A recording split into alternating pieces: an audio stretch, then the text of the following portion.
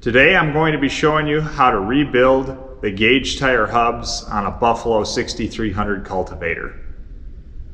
Now I know it's time to rebuild my hubs when I begin to notice the bearings coming to an abrupt stop or jumping roller to roller in the bearings when they are slowing down from a spin. Here would be an exaggerated demonstration of that.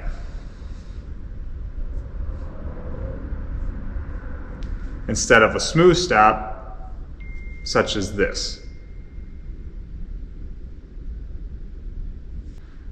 I also like to rebuild everything at once, as then I know that it's all good to go.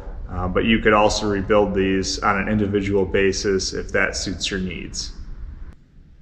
I'm going to begin by removing the gauge tire.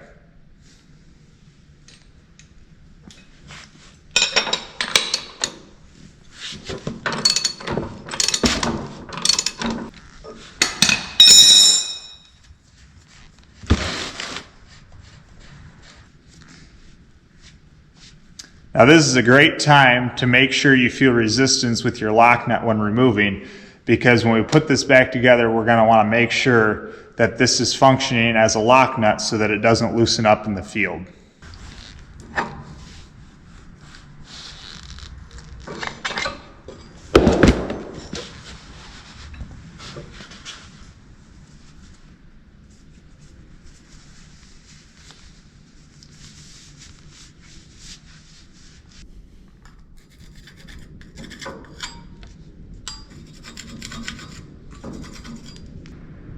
We now have everything laid out on the bench so we can take a close look at our parts. You're going to want to take a close look at your axle bolt here and notice that there's some wearing going on where the bearings are riding as well as the gauge arm assembly. This bolt's in pretty good shape. I have a little bit of wear here on the threads, but all in all, these are mainly just cosmetic, so it's got a couple more rounds left in it. At some point, this will need to be replaced. I do the same for this bushing that goes in the hub to push the bearings together between the arms. You need to look at this wear groove where it rides in the dust seal and make sure that it hasn't worn to the point where it isn't going to seal up anymore. I take a new dirt seal and I'm going to go ahead and put them together if it's questionable and check to see how they fit to make sure that that isn't so loose it's going to allow dirt to come through. Now these I find have a groove, but it's not so deep yet that I really need to worry about replacing. And one of the other factors is you can actually flip this around and wear a groove in this side so that you can get another use out of them before throwing them away. You're just going to want to make sure that this surface is clean. You either need to wire brush it or what you might need to do to make sure there's no impurities like rust that are going to be riding against the seal. I'm going to begin by using a pry bar or some form of a screwdriver, such as this, to remove this dirt seal.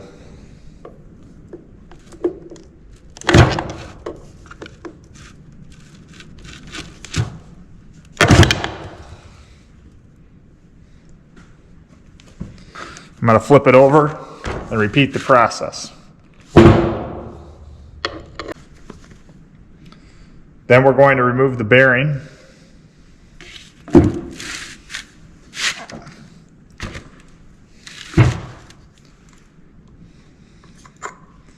And dispose of these.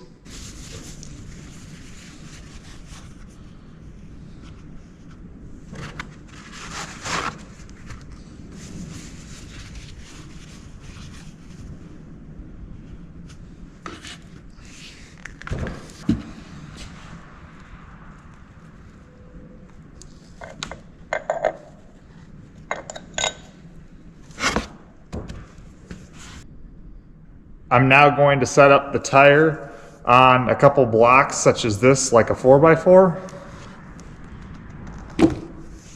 and drive the races out.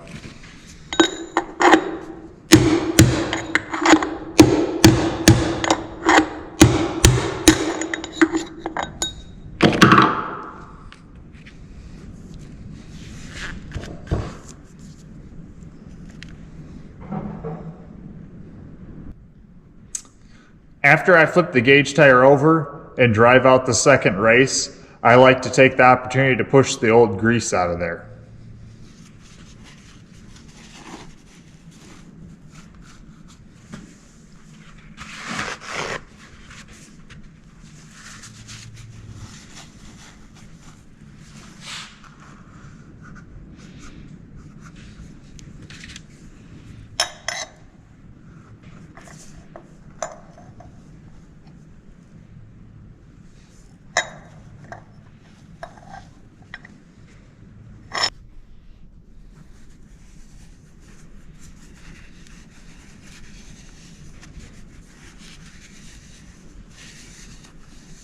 The newer cultivators have the shoulder inside to drive your races against, but the older units actually ended up having some knurling inside that held the race forward.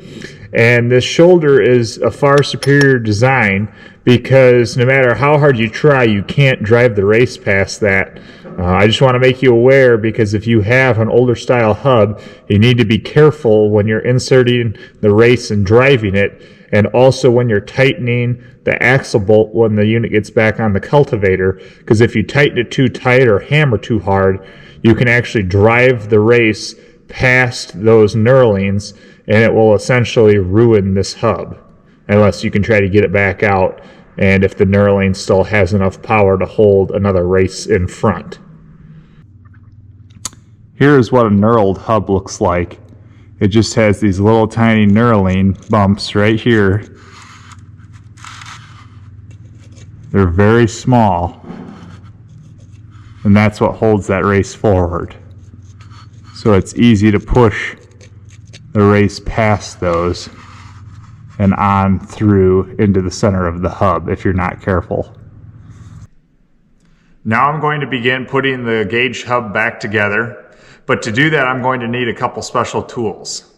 Now I'm realizing now that I cannot find our race driver set, and I'm going to have to look for that. So for this demonstration I'm going to use a socket, which is not technically the right thing to do, but I'm making sure that I'm only going to be driving on the outer surface or the edge, and definitely not putting any impact into the machine surface where the bearing rides, such as that.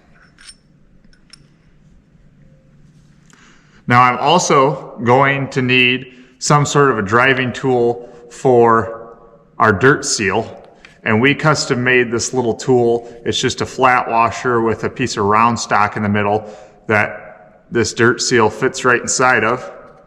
And then we have shims to make a depth stop so that we don't drive this too far into the hub. Now this is kind of just a homemade deal. I recently acquired a lathe, so I'm going to turn something that looks a little more professional, and hopefully I'll make some extras, because I don't know where you could get a tool like this. If anybody is interested in getting one, they could give me a call and see if I have any extras around. Now I'm going to begin by driving this race flat first with a nice piece of flat stock.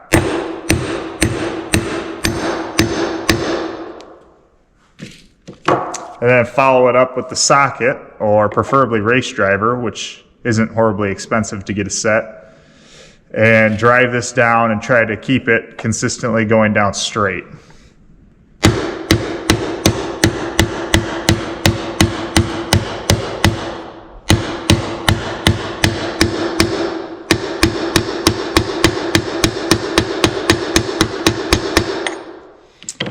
I kind of tapped around the edges at the end to make sure I have all the surfaces flat against the lip in there. Now I know that this thing is set tight, and I'm going to flip it over and repeat on the other side. Now that I'm ready for the bearing, I'm going to pack it with grease before inserting it. Now I highly recommend this Easy Squeeze bearing packer tool. It's just as simple as dropping the bearing in and then squeezing, and that will push grease into the whole bearing for you.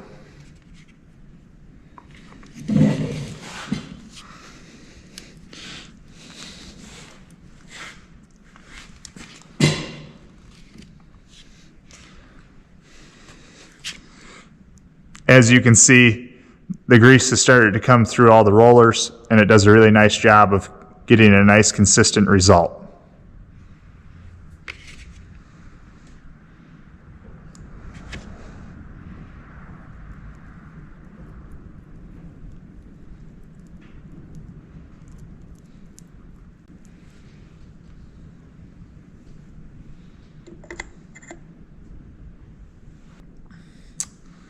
I'm now ready to insert the dirt seal with the rubber side down, metal facing out.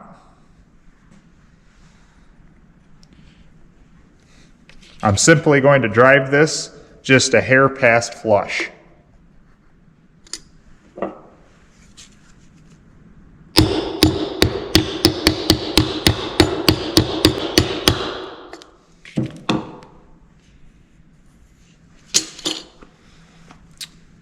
Now I'm all good to go. I'm going to flip it over and do the same thing on the next side, and it's ready to go back on the cultivator. I'm ready to put the gauge tire back on the machine, and I wanted to point out that there is no wrong way to put this on, but I personally prefer to put the grease zerk on the right hand side because I'm right-handed, and that way when I clip on my hose for greasing, that's just where I find it comfortable. It's my dominant hand. I would at least recommend making sure you put them all on the same way.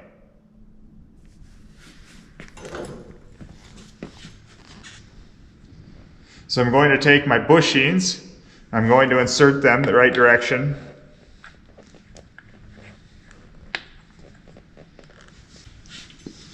Then I'm going to hoist it up and put it on the unit.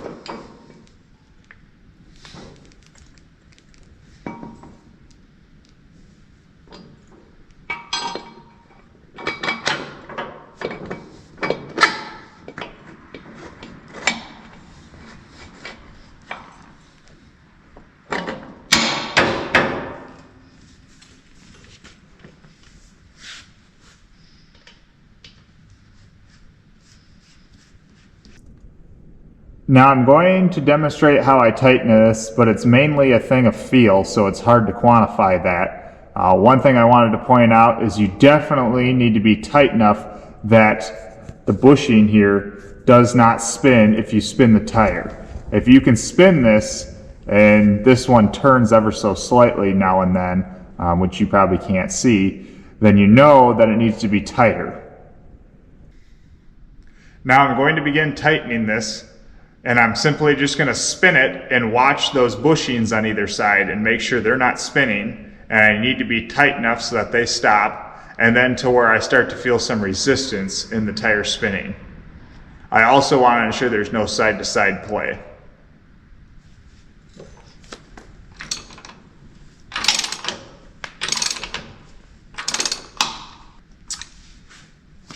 Notice how my tire starts to spin down at a significantly faster rate than when it was free and not tight.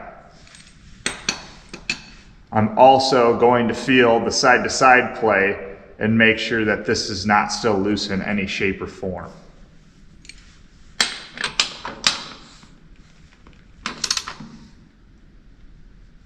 Now I'm starting to have to use a lot of force to push this down, so I know that it's time to be quitting, especially if you have the knurled hubs, because you don't want to tighten it too tight and push the race past those knurlings.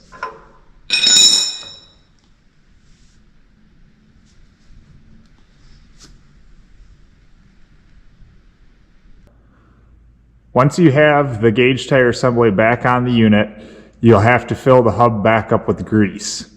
Now I use an Alamite lever action grease gun. Most people probably would prefer electric because it takes quite a few pumps. After the first one, I get a count on the number of repetitions it takes to fill the hub up and spill grease past the seal. On this particular unit with this grease gun, it's been taking about 56 or 57 pumps to get the grease to come past the seal. So I continue to grease the rest of them with about 55 pumps or less if I hear it start to bubble or air leaking past the seal, because I don't want to push grease past the seal constantly. It's hard on them.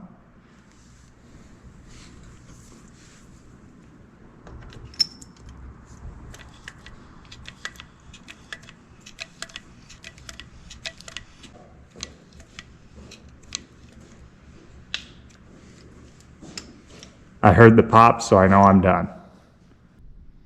I hope you enjoyed the video today and learned something from it.